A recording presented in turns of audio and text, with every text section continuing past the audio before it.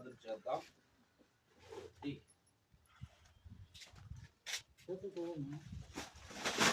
తండ్రి యొక్కయు కుమారుని యొక్కయు పరిశుద్ధాత్మ యొక్కయు త్రియైక దేవునామమున ఆమేన్.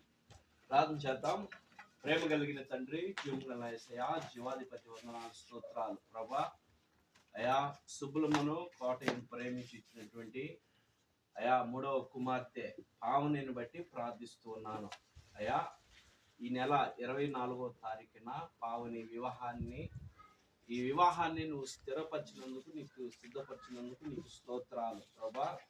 వరుడు నాగేంద్రము పావనిని 24వ తారీఖున నువ్వు పరిశుద్ధ వివాహం జరిగించబోతున్నందుకు నీకు స్తోత్రాలు. తదుపరినైనా ఈ వివాహానికి సాదృశ్యంగా ఈ దినము ఈ యొక్క పందిరిని ప్రభా నిలబెడుతూ ఉండగా, ఈ పందిరిని వేస్తూ ఉండగా, ఈ పందిరి ద్వారా అనేక మందినైనా సంతోషాన్ని, ఆనందాన్ని, ఆశీర్వాదాన్ని పొందుకుంటూ నీ కృప దయచేయి. అయా కుటుంబీకులందరికీ కూడా క్షేమాన్ని, సంతోషాన్ని, ఆనందాన్ని దయచేయి.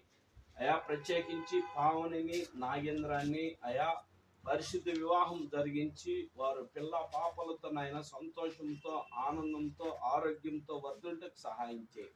ఈ పందిరికి నువ్వే తోడుగుండమని, అయా ఈ పందిరిలో పని చేస్తున్న బిడ్డలందరికీ క్షేమాన్ని దయచేయమని యేసు నామములో అడిగి వేడుకుంటున్నాం తండ్రి. ఆమేన్.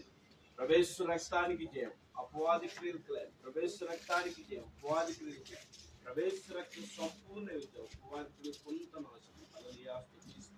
ఆమేన్. తండ్రి యొక్క, కుమారుని యొక్క, పరిశుద్ధాత్మ త్రియైక దేవుని నామములో వివాహం జరగబోతున్నటువంటి పావని, నాగేంద్రం క్షేమాభివృద్ధి దయచి పరిశుద్ధ వివాహం నీకు మహిమార్థంగా జరిగించును గాక. ఆమేన్. ఆమేన్. ఆమేన్.